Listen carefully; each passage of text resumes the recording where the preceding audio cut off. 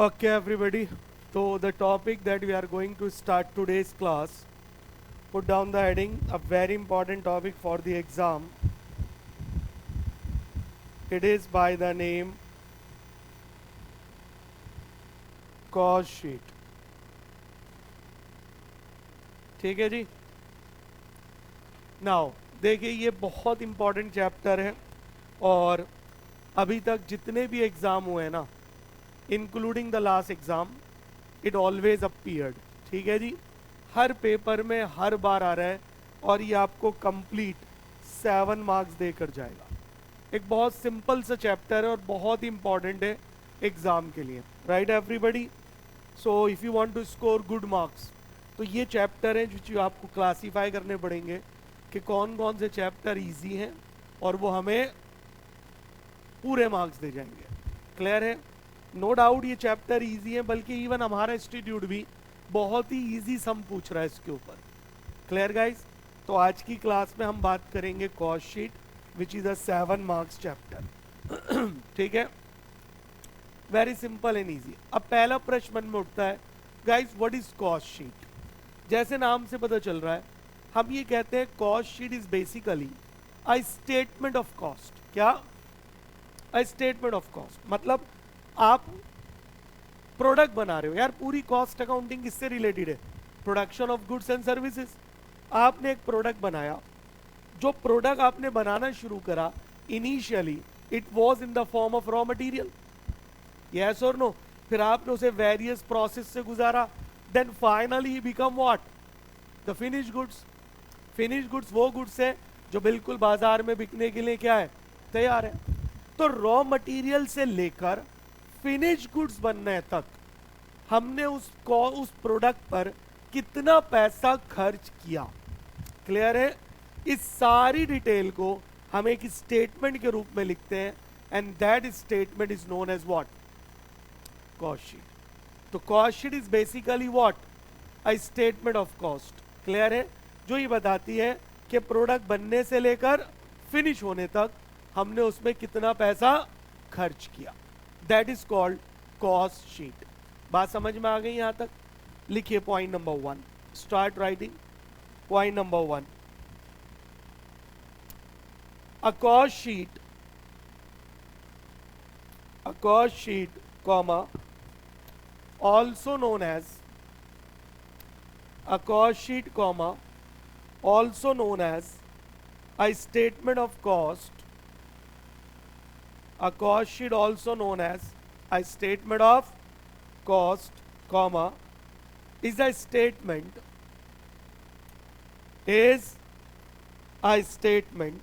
that shows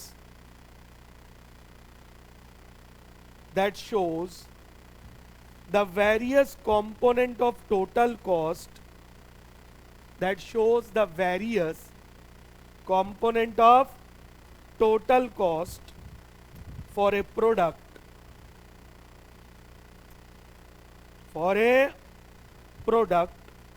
and shows previous data for comparison.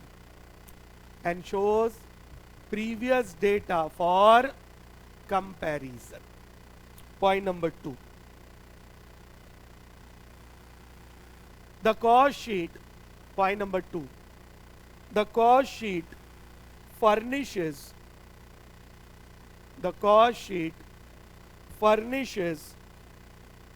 the production cost.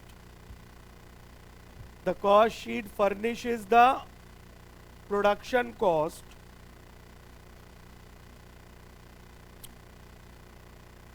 which helps in fixation of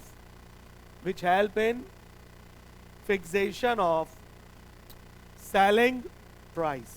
Which help in fixation of selling price. देखिए बस इसमें कुछ ज्यादा concept है नहीं, बहुत सिंपल सा टॉपिक है. हमने कहा कॉस्ट शीट क्या है? एक स्टेटमेंट है जो सारी कॉस्ट की डिटेल बताती है.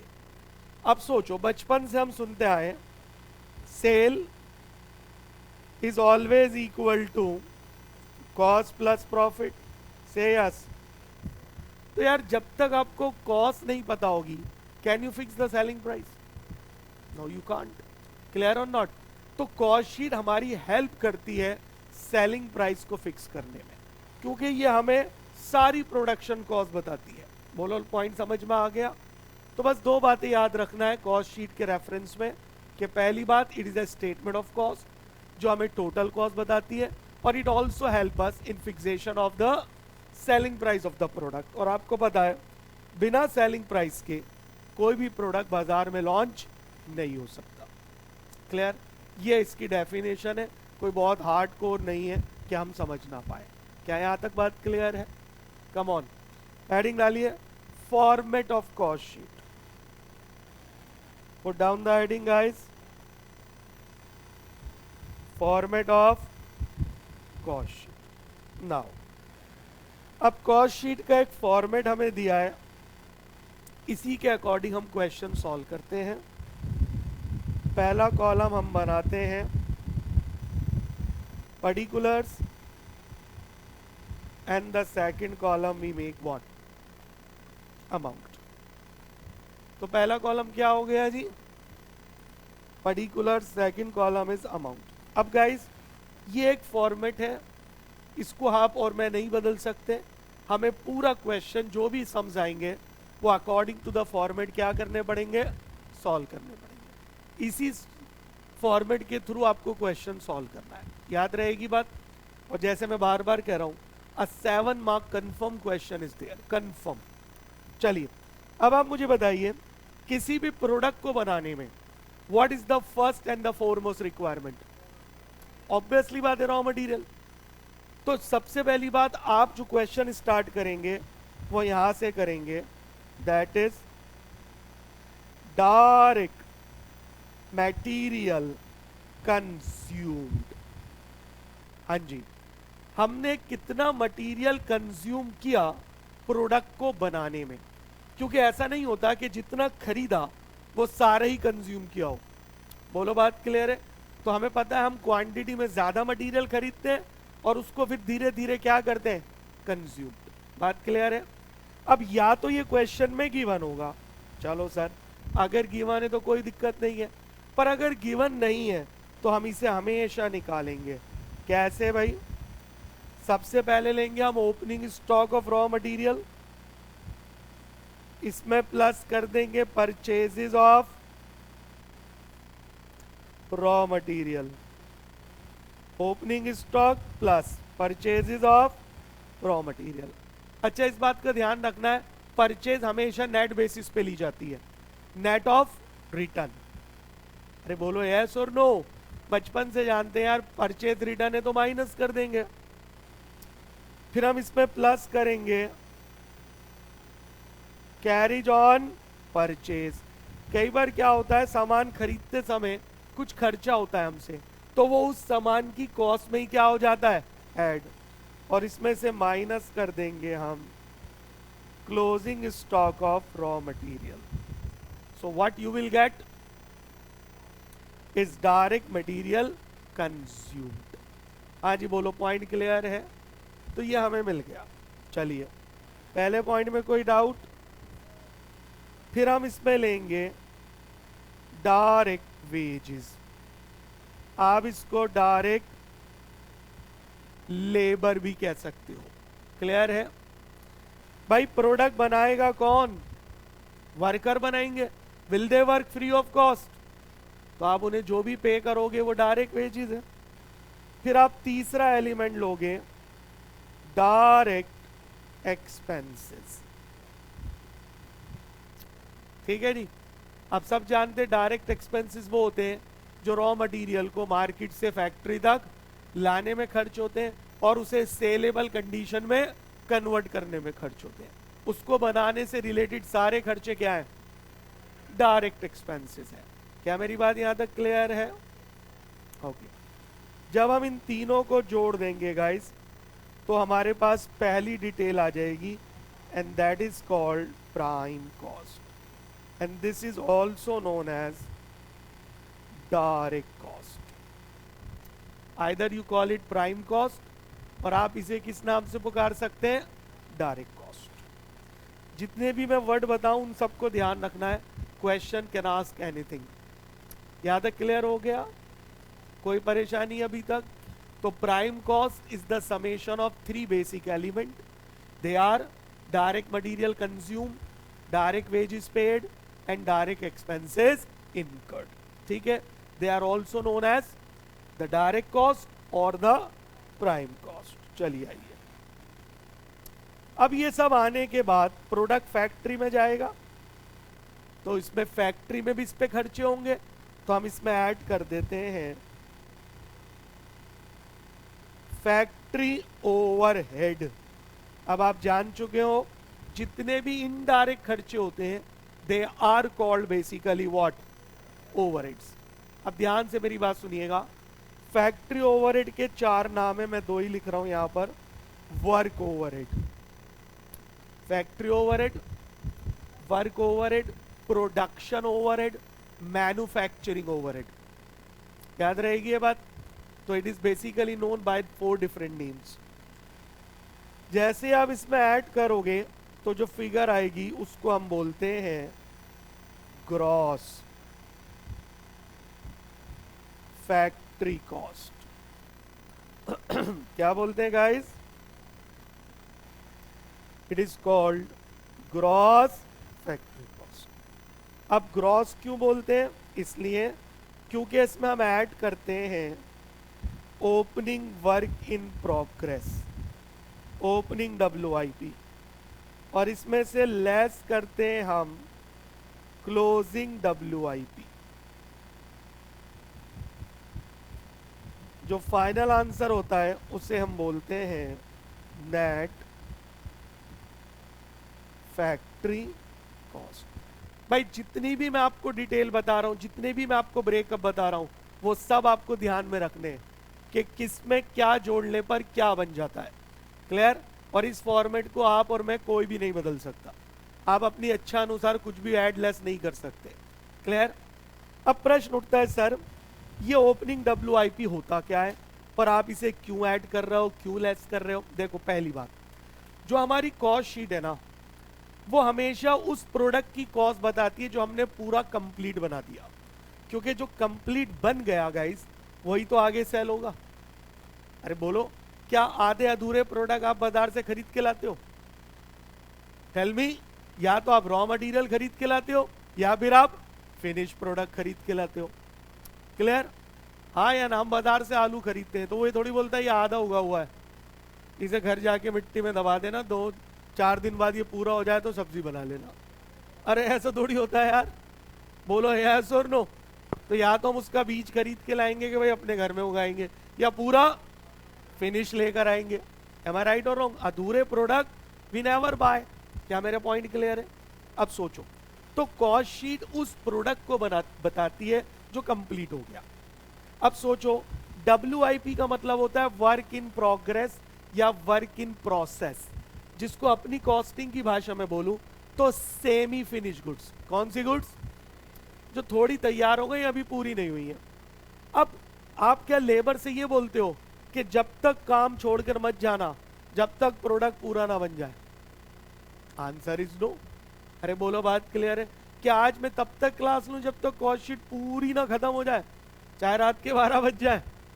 Answer is no. Clear? Labour ने 10 बजे काम शुरू करा, फॉर एग्जांपल 7 बजे या 6 बजे उनकी शिफ्ट खत्म हो गई, तो जितना काम हुआ उस बीच वो करेंगे। क्लियर है? और जो बच गया व्हाट दे से, सर कल आके पूरा कर लेंगे। यस और नो? क्लियर है? तो eight the end of the day हम देखते हैं कुछ वर्क इन प्रोग्रेस हमेशा बच जाता है। क्लियर है? अब जब अगले दिन लेबर आएगी, व्हाट विल दे डू? नया प्रोडक्ट बनाएंगे या जो अधूरा था उसे पूरा करेंगे? तो इसीलिए जो पिछले साल क्लोजिंग रहा वो इस साल, और वो इस साल पूरा हो गया ना, तो उसको पूरा करने में कितना खर्चा आया वो जोड़ दिया। बोलो लॉजिक क्लियर है? और जो प्रोडक्ट अभी भी इनकम्प्लीट है, जिस डेट में हम कॉस्ट शीट बना रहा है, उसे हमने हटा दिया। बोलो जी, बात क्लियर है? ताकि हमें कॉस्ट मिल जाए उस प्रोडक्ट की जो बिल्कुल तैयार है। I hope you guys understand. इसलिए ऐड करते ओपनिंग WIP और लेस करते हैं क्या? क्लोजिंग WIP, तो आता है नेट फैक्ट्री कॉस्ट। अब इसके अंदर हम ऐड कर देते हैं guys office and administration overhead. तो जैसे ही आप ऐड करते हो तो आ जाता है कॉस्ट ऑफ प्रोडक्शन। हाँ जी, क्या आ जाता है? Cost of production. तो कॉस्ट ऑफ प्रोडक्शन क्या दर्शा रहा है? ये दर्शा रहा है कि अभी तक जो हमने प्रोडक्ट तैयार कर लिया ये उसको तैयार करने तक की कॉस्ट है। क्लियर? कोई डाउट? अब मेरा आपसे एक सवाल है, मान लो आपका टेलीविजन कंपनी आपकी है, टीवी बनाने का आपका बिजनेस है। आपने पिछले साल टोटल 20,000 टीवी बनाए, उसमें से 18,000 बिक गए लास्ट ईयर। अब नया साल शुरू हुआ, कितने बचे हैं? आपने कहा इन्हें छत पे ले जाओ 10वीं मंजिल पर और ना नीचे फेंक दो। क्यों सर? अरे नया साल नए टीवी। क्लियर और not? Do you perform like this? ऐसे काम होता है? क्या बोलोगे आप? अरे भाई कोई बात नहीं, कितने टीवी नहीं बच गए इस साल? 2,000, अगले साल बिक जाएंगे। अब ये थोड़ी टेक्नोलॉजी इतनी सुपर फास्ट चेंज हो रही है, चेंज हो रही है, आई एग्री, पर यह थोड़ी कि हर दिन नई टेक्नोलॉजी होती है। मेरी बात क्लियर है ना? तो एक नॉर्मल बिजनेसमैन क्या करता है कि जो माल पिछले साल नहीं बिका वो अगले साल बेचेंगे और कोशिश करता है पहले वही बेचा जाए। तो जैसे मैंने कहा कॉस्ट शीट हमारे दो पर्पस बताती है, प्रोडक्ट की टोटल कॉस्ट, क्लियर है, और फिर उसे बेचा कितने का, उसका सेलिंग प्राइस क्या होगा, ये सब तो ध्यान में रखिएगा। इसलिए गाइस हम इस कॉस्ट ऑफ प्रोडक्शन में ऐड करते हैं, क्या ऐड करते हैं? Opening stock of finish goods. ये फिनिश गुड्स पिछले साल पक्का क्लोजिंग रही होंगी। अरे बोलो भाई, तभी तो ये इस साल क्या बन गई? ओपनिंग। तो we take opening stock of finish goods, ये ऐड कर दिया, और इसमें से लेस कर देते हैं हम closing stock of finish goods. ये वो गुड्स हैं जो इस साल भी बच गई। ठीक है जी, जो आंसर आता है that is known as cost of goods sold. Short में आप इसे COGS बोलते हो, cost of goods sold. Clear? यहां तक कोई प्रॉब्लम गाइस? अच्छा, अब एक छोटी सी बात बतानी है, अभी लिखा तो नहीं? एक मिनट रुक जाओ, चलो कोई बात नहीं, हाँ समझ लो। वो बात ये है कि sir closing stock of finish goods क्या ये गिवन होता है? हाँ, 99% तो ये क्वेश्चन में गिवन होगा, 1% पॉसिबल है कि गिवन ना हो।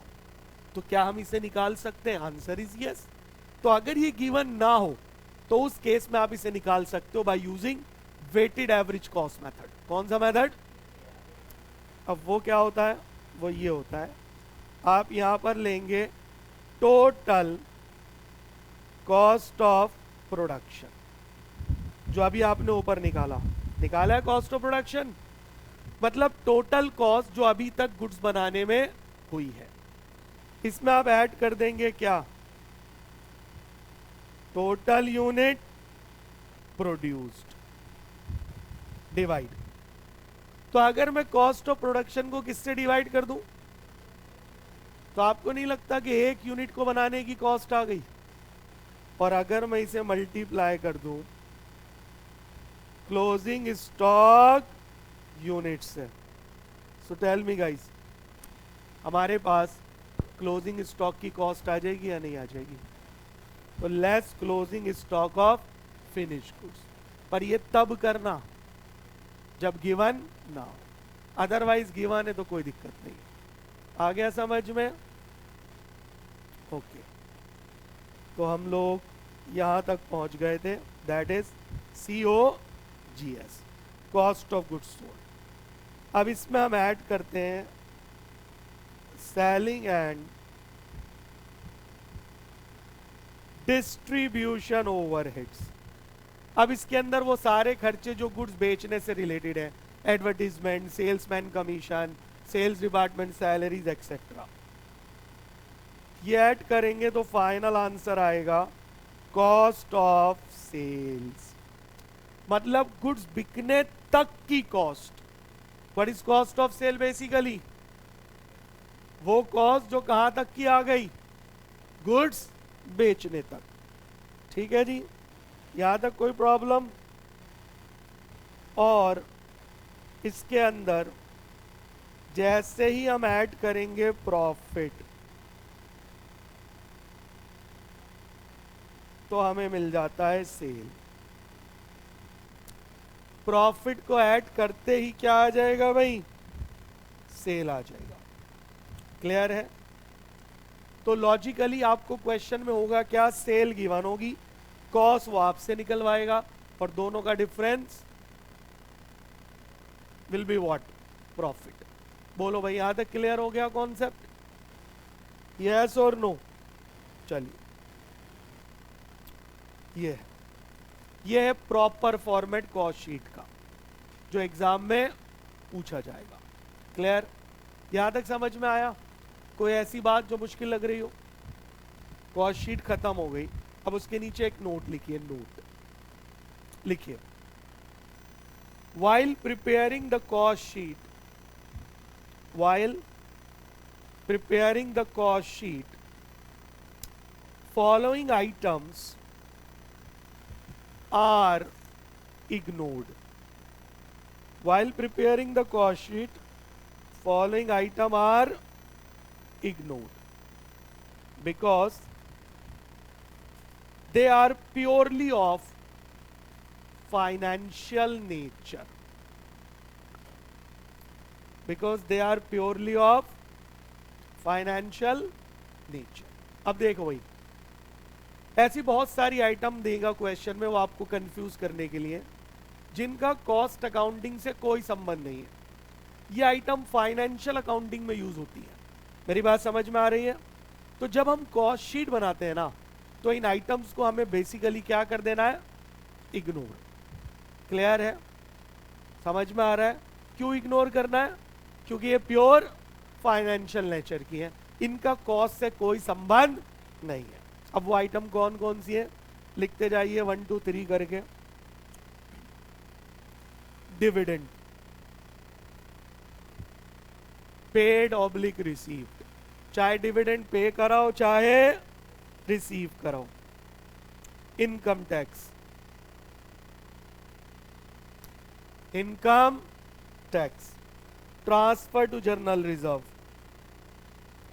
Transfer to general reserve, underwriting commission, underwriting commission, पता है ना सब क्या होती है? Preliminary expenses written off, preliminary मतलब कंपनी बनाने के खर्चे, अंडरराइटिंग कमीशन,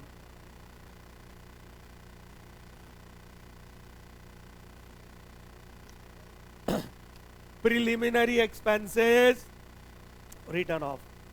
प्रिलिमिनरी मतलब the expenses incurred on the formation of the company, right?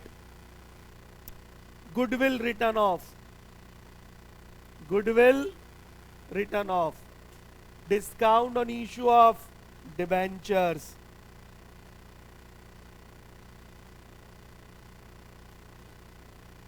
Donations, issue of debentures, donation, profit oblique loss on sale of fixed assets, profit oblique loss on sale of fixed asset, interest on bank loan, debenture, interest on bank loan, debentures, interest on investment, interest on investment,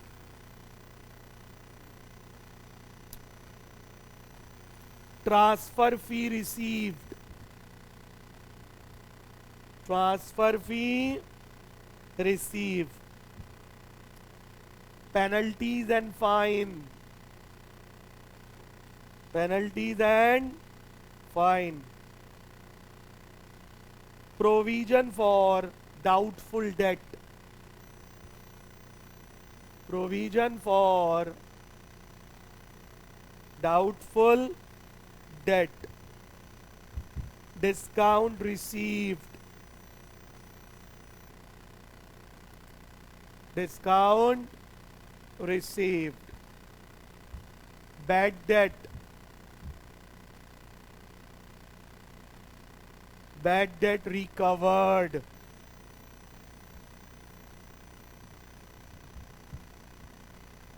commission received, etc.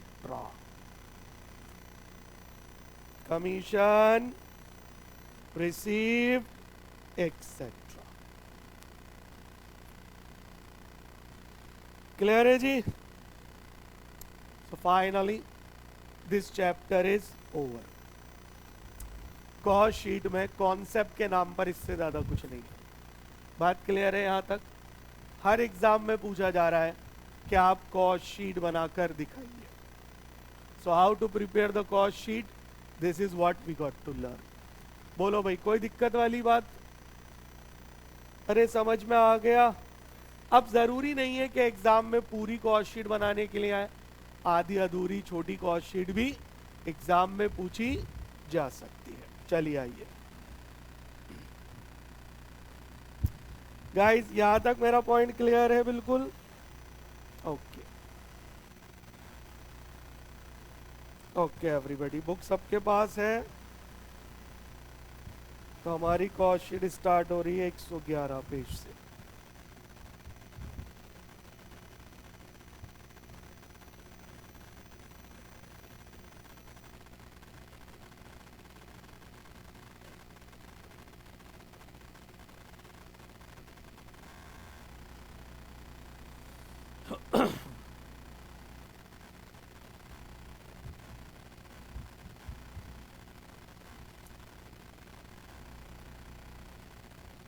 चलिए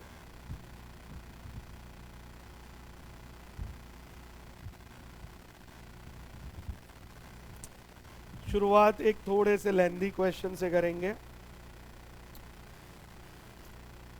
question number 26 page 123.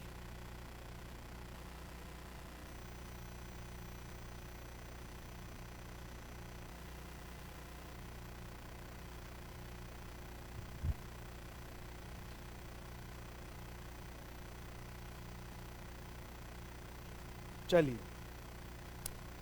The following figure were extracted from the trial balance of a company as on 31 December. कह रहा है जी, अब ये सारे जितने भी हम सम्स करेंगे ना, they are all based on what? Cost sheet. अब इन सब में हमें क्या करना है गाइस? कॉस्ट शीट बनानी है. डेटा कैसे भी दे रखा होता है, simple data, scatter data, in any form. Clear है जी? अब देखिए, हमें ट्रायल बैलेंस गिवन है, डेबिट और क्रेडिट. इन्वेंट्री, इन्वेंट्री मतलब स्टॉक. अब एक छोटा सा प्रश्न का उत्तर दो. अगर कोई स्टॉक ट्रायल बैलेंस के अंदर है तो it must be the opening stock, क्योंकि closing stock are always recorded outside the trial balance. तो रॉ मटेरियल का ओपनिंग WIP का है, फिनिश गुड्स का. ऑफिस अप्लायंसेस आपको पता है ये तो हमारी एसेट है, इस पे हम डेप्रिसिएशन लेंगे. चलिए, प्लांट एंड मशीनरी पे asset, building asset, sales return, material purchase, freight on material. ये वो खर्चा है जो मटेरियल खरीदते समय हमने दिया, तो मटेरियल की कॉस्ट में ही ऐड हो जाएगा. Purchase return, direct labour, indirect labour, factory supervision, factory repair and upkeep, heat, light and power, rate and taxes, miscellaneous factory expense, sales commission, sales traveling, sale promotion, distribution, department salaries and wages, office salary, interest on borrowed fund आपको पता है, अभी लिखवाया. Borrowed fund मतलब loan, तो ये कभी भी कॉस्ट शीट में नहीं आता। फर्दर डिटेल मतलब एडजस्टमेंट। पहली एडजस्टमेंट ऐसे लिख दो, closing inventory material WIP finish good, जैसे मैंने कहा they are always recorded outside the trial balance. Are they accrued expense on direct labour indirect labour. देखो याद रखना, जब आप लिखते हो वेजेस तो आप उस पीरियड के टोटल वेजेस लिखते हो, वेदर पेड और नॉट। तो अगर मैं लिखता हूं डायरेक्ट वेजेस तो paid plus outstanding minus prepaid, याद रहेगी बात। तो एक्रूड का मतलब होता है आउटस्टैंडिंग, तो जो आउटस्टैंडिंग है वो उसी में क्या हो जाएगा, ऐड हो जाएगा। प्रीपेड होता तो लेस कर देते। उसके बाद depreciation should be provided 5% on office appliance. अब याद रखना डेप्रिसिएशन किसका पार्ट होता है, फैक्ट्री ओवरहेड्स का। किसका, और depreciation is a part of cost accounting as well. अब जैसे नाम से पता चल रहा है ऑफिस अप्लायंस, तो जो ऑफिस अप्लायंस है वो तो ऑफिस में यूज हो रहा है ना, तो उसका डेप्रिसिएशन कहाँ जाएगा, ऑफिस एंड एडमिनिस्ट्रेशन में। मशीनें लगी होती है ऑफिस में, मशीनें फैक्ट्री में लगी होती हैं, तो मशीन का डेप्रिसिएशन 4% ऑन बिल्डिंग। अब सर एक पूरी बिल्डिंग होती है, उसमें फैक्ट्री भी होती है ऑफिस भी होती है, क्लियर और नॉट। अब तो इसका डेप्रिसिएशन का क्या होगा, या तो ये बताएगा हमें, ना बताए तो उसे भी हम फैक्ट्री में ले जाते हैं। Third, heat light and power are to be distribute in the ratio of 8:1 among factory office and distribution. तो कह रहा है हीट लाइट एंड पावर के खर्चे 3 जगह बांटने हैं, फैक्ट्री ओवरहेड में, ऑफिस एंड एडमिनिस्ट्रेशन ओवरहेड में, सेलिंग एंड डिस्ट्रीब्यूशन। किसका कितना हिस्सा है वही इस रेशियो से निकल आएगा, 8/10, 1/10, 1/10। डेप्रिसिएशन ऑन बिल्डिंग, देखो आ गए वही पॉइंट, वो भी किस रेशियो में डिस्ट्रीब्यूट करना है, among factory office and distribution. खत्म। Prepare a cost sheet showing all the important component and also a condensed P&L account for the year। तो क्वेश्चन ने 2 बातें पूछी हमसे, एक तो कह रहा आप कॉस्ट शीट बनाओ और एक कंडेंस्ड P&L बनाओ। अब ये क्या होता है बाद में सोचेंगे, so first talk about cost sheet. आज क्वेश्चन क्लियर, ठीक है, यस। कॉस्ट शीट का कोई भी सम 7 नंबर में आएगा, उससे कम में नहीं। चलिए आइए,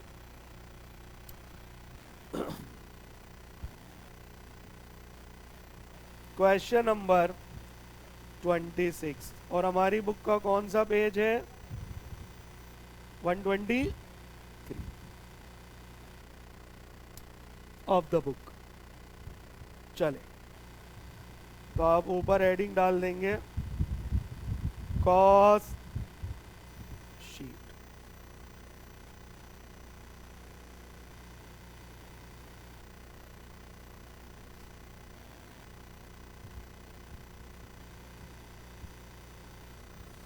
चले जी, लेट स्टार्ट। अब आप क्वेश्चन अपने सामने रखिएगा एवरीबॉडी। सबसे पहली शुरुआत डायरेक्ट मटेरियल कंज्यूम। मैंने आपसे कहा या तो गिवन होगा, और अगर गिवन नहीं है तो हम उसे निकाल लेंगे। अब फॉर्मूला नहीं लिख रहा मैं, बताइए opening stock of raw material 1,40,000। Question में देखिए सब लोग, दिख गया। अब इसमें लेंगे हम परचेजेस, परचेज देखो कितने की है, और इसमें से एंड टू एंड माइनस कर देंगे परचेज रिटर्न 4,800। सही है भाई। कहीं भी कभी भी हम परचेज लेंगे तो यार नेट परचेजेस लेंगे ना, plus freight on purchase 16,000। Raw material खरीदते समय जो भी खर्चा होता है वो उसकी कॉस्ट में ऐड हो जाता है, और माइनस करेंगे क्लोजिंग स्टॉक जो कि बाहर दे रखा है, अगर आप देख पाए तो 1,80,000। Can you notice? Okay, now guys give me the sum. Raw material consumed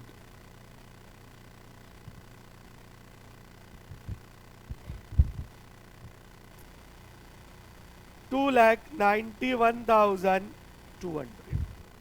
कोई प्रॉब्लम? अब आप लेंगे डायरेक्ट वेजेस. बताइए कितना डायरेक्ट वेजेस है? 1,60,000. इसमें प्लस कर देंगे एक्रूड. एक्रूड मतलब आउटस्टैंडिंग, जो कि कितना गिवन है? 8,000. ये आ गया गाइस 1,68,000. कोई प्रॉब्लम? 168. तीसरी आइटम होती है डायरेक्ट एक्सपेंस. अरे भाई हम कॉस्ट शीट उसी डेटा से तो बनाएंगे जो हमें गिवन होगा. अब एक बार पूरा क्वेश्चन गो थ्रू कर लें. मुझे तो कहीं दिखा नहीं, ना मैंने डिस्कस किया. Can you find direct expense anywhere in the question? Come on. नहीं, कहीं है ही नहीं. तो जब नहीं है तो नहीं है, हम कहां से लाएंगे? सम कर दीजिए.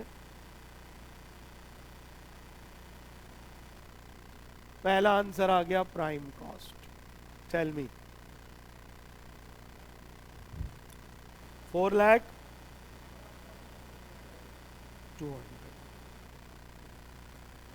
ये आ गया जी प्राइम कॉस्ट. कोई प्रॉब्लम गाइस?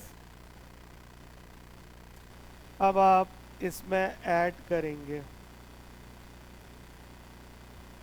Factory overheads. हर वो खर्चा ऐड करेंगे जिसका संबंध पूरी फैक्ट्री से है और गुड्स बनाने से है. Clear guys? चलिए डेटा देखिए. सबसे पहले हमें गिवन है इनडायरेक्ट लेबर.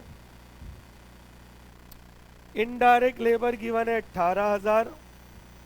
और अगर आपको याद है ये आउटस्टैंडिंग भी था 1,200. तो इनर कॉलम में लिख दीजिए 19,200. सही है भाई? 19,200. चलिए एक बार नजर डाल लेते हैं. यहां से शुरू हो रहा है. उसके बाद factory supervision, factory repair and upkeep. चलिए अब सारे खर्चे लेने जो फैक्ट्री के हैं. फैक्ट्री सुपरविजन ये हमें गिवन है 10,000. Then factory repair and upkeep. Factory repair and upkeep का मतलब होता है मेंटेनेंस. क्या होता है? 14,000. याद है? Clear everybody? उसके बाद अब क्या है जी? Heat light and power. अब सावधान, हीट लाइट एंड पावर पूरा नहीं लेना, सिर्फ उसका शेयर लेना है. तो आ जाइए यहां पर. Heat light and power. भाई टोटल कितना है? 65,000. और इसका शेयर है 8/10. फैक्ट्री का शेयर कितना है? 8/10. बोलो कितना? 52,000 हमें मिल गया हीट लाइट एंड पावर. चलिए उसके बाद हीट लाइट एंड पावर के बाद रेट एंड टैक्सेस 6,300. तो इनका भी तो शेयर है हमारे पास, तो उनका शेयर ले लेते हैं हम. Rates and taxes. Come on. Total कितना है? 65 है 63? 6,300. और फैक्ट्री का शेयर कितना है? पढ़ के बताइए, पढ़कर. फैक्ट्री का शेयर है 2/3. कितना है? 2/3. How much? 4,200. Then we have got miscellaneous factory expenses 18,700. अब सिर्फ डेप्रिसिएशन बचा, depreciation on plant and machinery. भाई प्लांट एंड मशीनरी का डेप्रिसिएशन पूरा फैक्ट्री में जाता है। प्लांट एंड मशीनरी दे रखी है 4,60,500 की, उसका 10% कर लीजिए आप, तो 46050। सबको पता है कैसे आया? And then we have got depreciation of building. अब यहां देखिए भाई, बिल्डिंग है 2 लाख की, सब बोर्ड पर देखिए, डेप्रिसिएशन है 10%, लेकिन फैक्ट्री का हिस्सा कितना है? 8/10। 8/10। Look at the question carefully, कितना आ गया? 16,000। अरे 2 लाख का 10% 20,000 हो गया, और उसका 8/10 कर दो।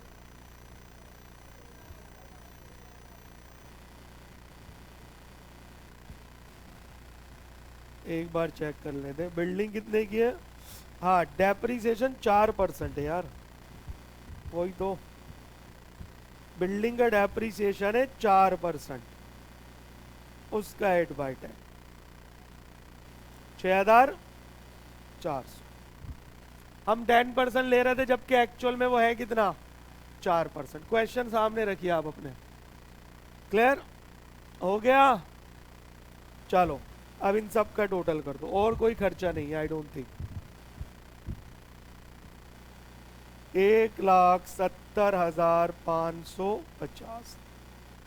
इसको प्राइम कॉस्ट में जोड़ो तो आ जाएगा ग्रॉस फैक्ट्री कॉस्ट।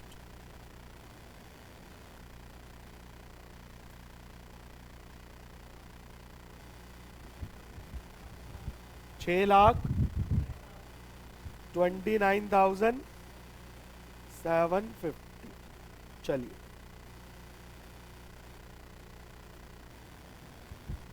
अरे भाई क्लियर? चलो शाबाश। अब इसमें आप ऐड कर दो opening WIP। Opening WIP given है 2 लाख का, ये डायरेक्ट ऐड कर दो, और इसमें से लेस कर देंगे हम क्लोजिंग WIP, ये गिवन है 1,92,000।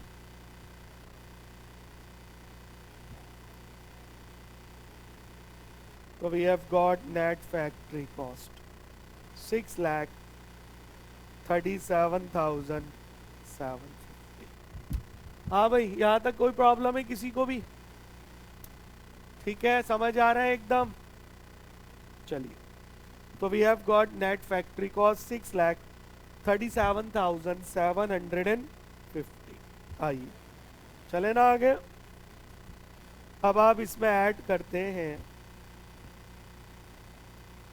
Office and administration overhead.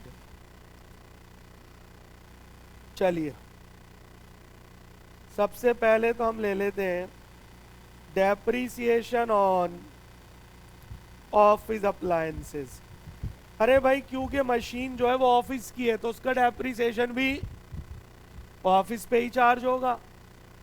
बताओ ऑफिस अप्लायंस कितने के हैं?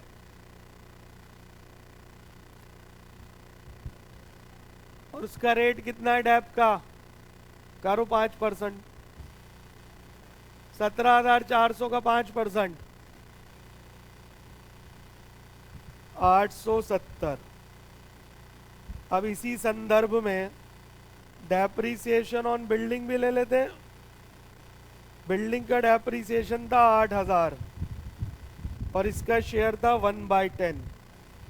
अरे यही था,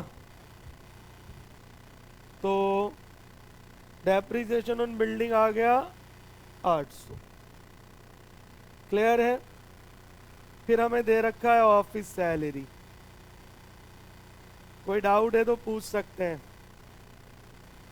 ये गिवन है 8,600, और आपको याद है दो चीजें इसमें ट्रांसफर भी करनी थी, क्या क्या?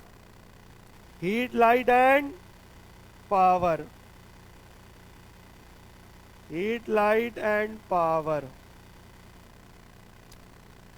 ये थी 65,000 और हमारा शेयर था 1/10, 6,500। फिर the rates and taxes total थे 6,300। 2/3 तो हमने वहां पहुंचा दिया था, तो यहां कितना बचेगा? 1/3, 2,100। चलो जी, आई डोंट थिंक कुछ और है तो मुझे बताओ क्वेश्चन में देखकर। चलो, गेट मी द टोटल। 18,870। जैसे ही आप इसमें जोड़ दोगे तो गाइस हमें मिल जाएगा cost of production outer column में 6,06,20। कोई भी प्रॉब्लम है तो बेटर आस्क। अरे क्लियर है? अब कॉस्ट ऑफ प्रोडक्शन में क्या ऐड करते हैं हम? बोलो। ऐड ओपनिंग स्टॉक ऑफ, मैं भी FG लिख देता हूं, finish goods 80,000 less closing stock of finish goods. देख के बताइए कितना दे रखा है? 1,15,000। ये लेस कर देंगे तो आंसर आ जाएगा COGS। What is COGS? 621, 620 cost of goods sold. अब आप इसमें ऐड करिए सेलिंग एंड डिस्ट्रीब्यूशन ओवरहेड। कौन से ओवरहेड ऐड करेंगे guys? Selling and distribution.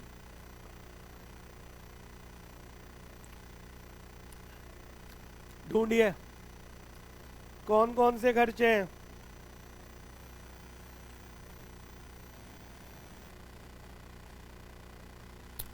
Yes, पहले हमें दे रखे हैं सेल्स कमीशन, वो गिवन है 33,600। फिर हमें दे रखा है sales travelling,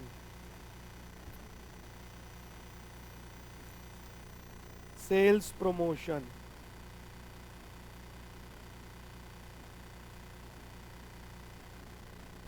$2,500। Then distribution department salaries, distribution department salaries 18,000। यहां तक एकदम लॉजिकली क्लियर है? अब याद है वो डिस्ट्रीब्यूशन बांटना बाकी है। Heat, light and power, heat, light and power, उसका शेयर है 1/10। तो डायरेक्ट लिख दूं 6,500 and depreciation on building was it 800। चलिए सबका टोटल कर दीजिए, क्या आ गया? 92,400। जैसे ही आप इसमें जोड़ देंगे तो आंसर आ जाएगा cost of sale 7,14,020। That's all. तो क्वेश्चन का पहला पार्ट का आंसर आ गया। उसने हमसे कहां तक का डेटा पूछा है? बस कॉस्ट ऑफ सेल तक का हमने बना दिया। कुछ भी पूछना है तो बेटर आस्क। चलिए, हमने इसमें एक आइटम छोड़ी है, बोलो क्या?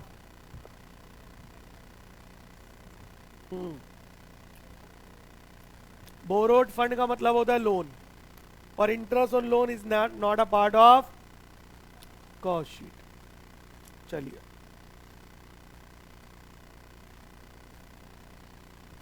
हो गया जी पूरा क्वेश्चन? करो जल्दी से।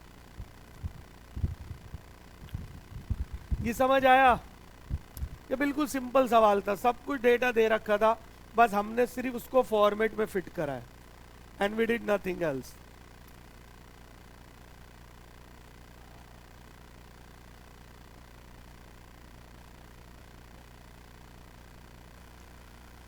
रेट एंड टैक्सेस का मतलब होता है इनडायरेक्ट टैक्सेस। क्या होते हैं? Indirect taxes. ठीक है भाई, ये इसका मतलब होता है।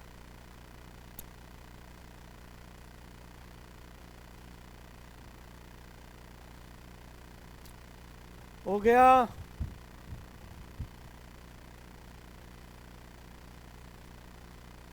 कोई डाउट है तो आप पूछ सकते हैं।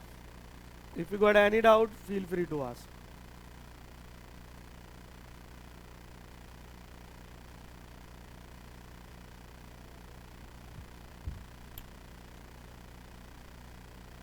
चलिए, अब देखिए क्वेश्चन का अगला पार्ट है, वो हमसे कह रहा है कंडेंस्ड पीएनएल अकाउंट बना के दिखाओ। गाइस, कंडेंस का मतलब होता है स्मॉल, मतलब बिना डिटेल के। That is the meaning of the word condensed. अब आप ये सिंपल पीएनएल अकाउंट बना रहे हो, तो आपको पता है पीएनएल में सबसे पहले हम क्या लेंगे? By sales. Look at the question guys. Sale given है 7,68,000। इसमें से हम लेस कर देंगे रिटर्न 14,000। अरे दिख रहा है आपको? तो बताइए नेट सेल 7,54,000। अब इसकी डेबिट पर आप लिखेंगे कॉस्ट ऑफ सेल, जो हमने कॉस्ट शीट बना के पूरा निकाल लिया। तो अभी उसने बोला है कंडेंस, मतलब कॉस्ट ऑफ सेल की डिटेल पीएनएल में नहीं देनी। अरे क्लियर है? कितना आया था? 20। Then to interest 2,000। Come on. और इसमें ऐड कर देंगे आउटस्टैंडिंग, वो भी 2,000 था। चेक कर लो भाई, टोटल 4,000।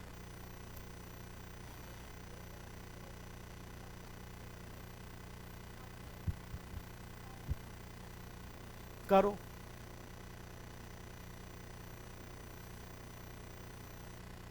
कितना आया? अरे कितना आया? 8,000 आया। फिर उसे रेशियो में नहीं बांटोगे? 8:1:1।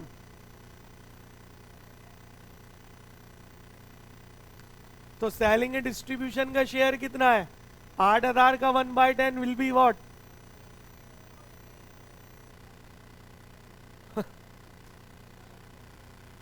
सिक्स क्लास के बच्चे को थोड़ी पढ़ा रहा हूं मैं, ऐसे ही करते हैं भैया। क्वेश्चन में लिखा है।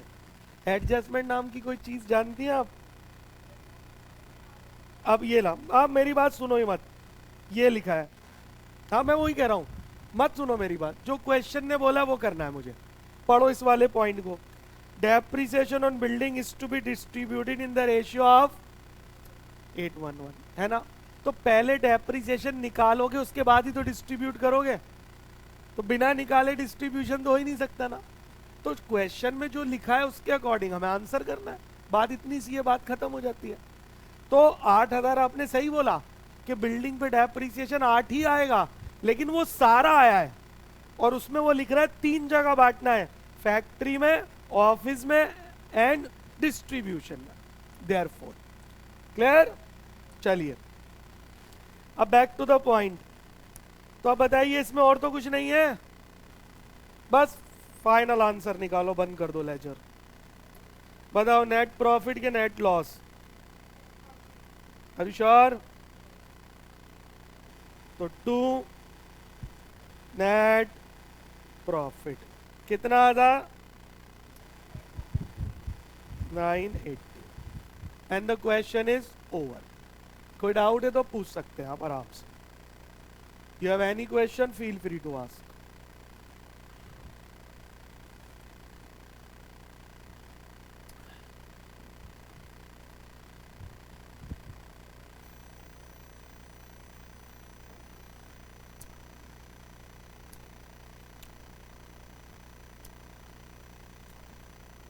हो गया? और कम ऑन,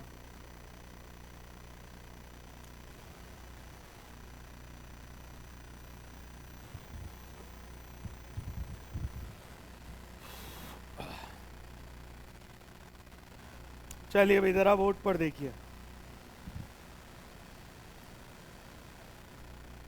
ये देखो भाई, ये जून 25 में क्वेश्चन आया है कॉस्ट शीट का, पिछला पेपर जो अभी गया है। मैं आपसे कह रहा हूं हर बार पूछेगा वो आपसे, in every exam cost sheet is asked. और ऑलवेज 2022 का जो ट्रेंड आ रहा है ना, वो यही आ रहा है, keep quiet everybody. Question number 2 का पहला पार्ट हमेशा कॉस्ट शीट का होता है। ये ट्रेंड आ रहा है, बस जरूरी नहीं है कि इस बार भी ऐसा हो। आइए देखते हैं what is has to say. Standard engineering limited sell manufacture and sell standardize size of machine and the sell submit the following detail for the accounting year. चलो जी, sale, purchase of raw material, direct labour, inventory at the beginning means what? Opening stock, WIP का, finish goods का, raw material का at the beginning, at the end, opening closing, inventory at the end, ये opening था तो ये closing है, WIP और finish product. Clear? Factory overhead 60% of direct labour. Factory overhead कैसे निकालने हैं? डायरेक्ट लेबर का 60%, administration overhead 6% of sale and not related to production activity. Clear? बस इसने एक लाइन एक्स्ट्रा बोल दी कि भैया जो एडमिनिस्ट्रेशन है ना, वो सेल का 6% है। अगर क्वेश्चन शांत होता है तो हम मानते हैं कि एडमिनिस्ट्रेशन ओवरहेड प्रोडक्शन का पार्ट है। अगर आप अपना फॉर्मेट देखो तो नेट फैक्ट्री कॉस्ट में हम ऐड करते हैं क्या? ऑफिस एंड एडमिनिस्ट्रेशन, उसके बाद ही तो कॉस्ट ऑफ प्रोडक्शन आती है। अब वो कह रहा है ना, ये सेल का, सॉरी प्रोडक्शन का पार्ट नहीं है, ये अज्यूम कर लो। ठीक है भाई, कर लेंगे। तो फिर क्या होगा क्वेश्चन में बताएंगे। सेलिंग एंड डिस्ट्रीब्यूशन ओवरहेड कितने परसेंट है? 12% सेल का। You are required to prepare cost and profit statement. What is this? Cost sheet for the year ended 31st March and he gave you that 7 marks। अब इस question की एक बार picture खींच लो, वरना बार बार मुझे शो करना पड़ेगा आपको।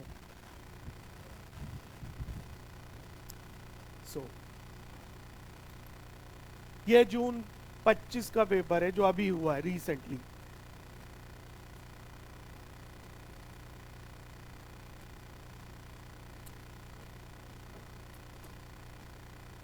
हाँ जी, क्लियर? इसमें बताओ कोई ऐसी लाइन है जो आपको परेशान कर रही है? इसको छोड़कर इसका ट्रीटमेंट भी मैं बता दूंगा, बहुत सिंपल है, कुछ और तो नहीं है। चले शुरू करें। आइए, 7 नंबर का सवाल है, कंफर्म आएगा। तो आइए, क्वेश्चन 2 का ए पार्ट, जून 2025 क्वेश्चन पेपर। Right everybody. अब वो कह रहा है कि स्टेटमेंट बना के दिखाओ कॉस्ट एंड प्रॉफिट, तो आप भी वही लिख दो जो क्वेश्चन बोले, statement of cost and profit. हमें पता है इसी को हम क्या बोलते हैं, इसी को हम कॉस्ट शीट बोलते हैं। चलिए शुरू कर दें भाई। सबसे पहले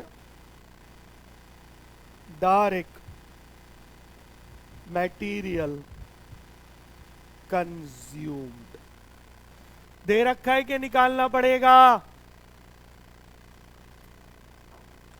अरे बोलो भाई। हाँ, कैसे निकालेंगे?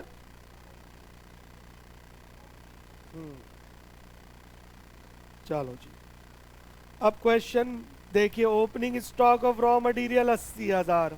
क्वेश्चन अपने सामने रखिए।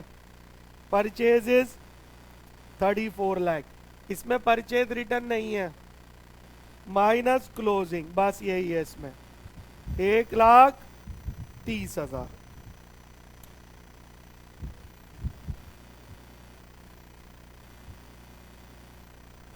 Tell me 33,50,000। उसमें अब आप लेंगे डायरेक्ट लेबर। जो वर्ड क्वेश्चन ने यूज करा आप भी वो यूज कर लो। डायरेक्ट लेबर की बने हमें 16 लाख। चेक करिए, ना आउटस्टैंडिंग है ना प्रीपेड है। सही है भाई? ओके। डायरेक्ट एक्सपेंस है क्या क्वेश्चन में? ये रहा पूरा क्वेश्चन, मुझे तो कहीं नहीं दिख रहा। Can you spot? जब नहीं है तो दोनों को ही जोड़ दो और पहला आंसर आ गया prime cost. Get me the total please. 50,000 the prime cost. अब आप इसमें ऐड कीजिए फैक्ट्री ओवरहेड्स। और अगर आप क्वेश्चन देखें 60% लेबर का, लेबर कितनी है? 16 लाख की, तो 16 लाख की लेबर है, उसका 60%, 9,60,000। आंसर आ गया ग्रॉस फैक्ट्री कॉस्ट। टेल, इसमें ये जोड़ दिया 59,10,000 is the gross factory cost. कोई टेंशन? ऐड ओपनिंग WIP, वो दे रखी है 1,20,000। क्वेश्चन अपने सामने रखना है, लेस क्लोजिंग WIP 1,80,000। बताइए जी, नेट फैक्ट्री कॉस्ट 58,50,000। सही है यहां तक? अब इधर सुनिए, इसमें हम ऐड करते हैं ऑफिस एंड एडमिनिस्ट्रेशन, ठीक है? पर क्वेश्चन में क्लियर लिखा है नॉट रिलेटेड टू प्रोडक्शन। आप देख पा रहे होंगे, नॉट रिलेटेड टू प्रोडक्शन। वो कह रहा है जी ये प्रोडक्शन से रिलेटेड नहीं है, क्योंकि क्वेश्चन ने मना करा है तो अब हम उसे यहां नहीं लिख सकते। अच्छा, एडमिनिस्ट्रेशन ऐड करने के बाद क्या आ जाता है? Cost of. अब उसमें कुछ तो है ही नहीं, तो यही नेट फैक्ट्री कॉस्ट है और यही क्या कहलाई जाएगी? Cost of production. अरे बोलो भाई, यहां तक क्लियर है? समझ में आ गया ना? अब आप इसमें ऐड कर देंगे opening stock of finished goods. Question देखिए, क्वेश्चन 3,60,000 और लेस कर देंगे closing stock of finish goods. हाँ जी, कितना है क्लोजिंग स्टॉक? 2,20,000। ये लेस कर दीजिए 59,90,000। क्या नाम रखूं इसका? Cost of goods sold 59,90,000। Clear? अब क्योंकि कॉस्ट बनने तक की तो सारी कॉस्ट आ गई ना, तो भैया एडमिनिस्ट्रेशन जब बनने का पार्ट नहीं है तो बाकी का तो पार्ट होगा। तो इसके नीचे आप ले ऐड करेंगे आप क्या? सबसे पहले कॉस्ट ऑफ एडमिनिस्ट्रेशन जो कि 6% है सेल का। जरा बताना सेल कितने की दे रखी है हमारे पास? 90 लाख। तो 90 लाख का 6% बताइए। 5,40,000।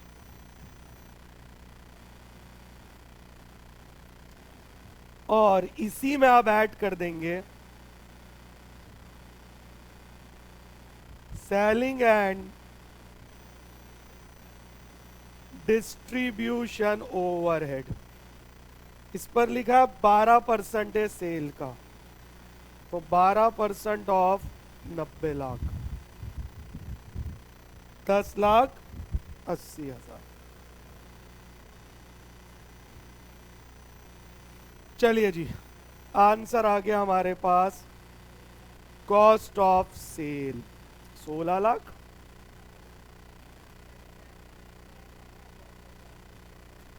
$76,10,000।